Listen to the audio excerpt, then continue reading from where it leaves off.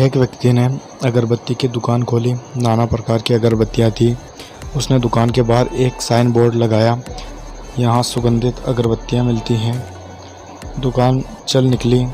एक दिन एक ग्राहक उसके दुकान पर आया और कहा, आपने जो बोर्ड लगा रखा है उसमें एक विरोधाभास है। भला अगरबत्ती सुगंधित नहीं होगी तो क्या दुर्गंधित होगी? उसकी बात को उचित मानते हुए विक्रेता ने बोर्ड से सुगंधित शब्द मिटा दिया। अब बोर्ड इस प्रकार था, यहाँ अगरबत्तियाँ मिलती हैं। इसके कुछ दिनों के पश्चात किसी दूसरे सज्जन ने उससे कहा, आपके बोर्ड पर यहाँ क्यों लिखा है? दुकान जब यही है तब यहाँ लिखना निरर्थक है। इस बात को भी अंगीकार कर विक्रेता ने बोर्ड पर यहाँ शब्द मिटा दिया। अब बोर्ड था, अगरबत्तियाँ मिलती हैं। पुनः उस व्यक्ति को एक रोचक परामर्श मिला। अगरबत्तियाँ मिलती हैं का क्या प्रयोजन? अगरबत्ती लिखना ही पर्याप्त है। दुकान है तो मिलती ही हैं। अतः वह बोर्ड केवल एक शब्द के साथ रह गया, अगरबत्ती।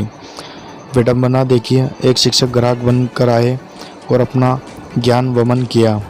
दुकान जब मात्र अगरबत्तियों की है तो इसका बोर्ड लगाने का क्या लाभ? लोग तो देखकर ही समझ जाएंगे कि मात्र अगरबत्तियों की दुकान है। इस प्रकार वह बोर्ड ही वहाँ से हट गया। कालांतर में दुकान की बिक्री मंद पड़ने लगी और एक और विक्रेता चिंतित रहने लगा। एक दिन में उसका पुराना मित्र उसके पास आया। अनेक वर्षों के उपरांत वे मिल रहे थे। मित्र से उसकी चिंता न छिप सकी और उसने इसका कारण पूछा तो व्यवसाय के गिरावट का पता चला।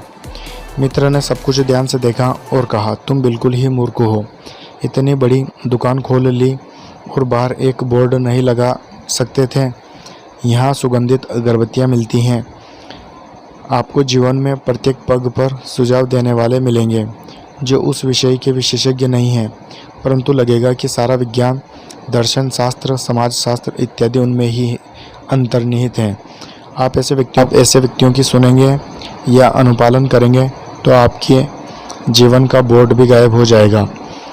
आपकी स्थिति भी उस विक्रेता की भांति हो जाएगी। आप किसी भी समस्या या विषय के निराकरण के लिए उससे संबंधित विशेषज्ञों की सुनेंगे या अपने अंतः चेतन की, क्योंकि आपको आपसे अधिक कोई नहीं जानता। इसलिए सुनो सबकी, करो मन की। कहानी कैसी लगी कमेंट करके ज़रूर बताएं। साथ में लाइक और सब्सक्राइब ज़रूर करें। धन्यवाद।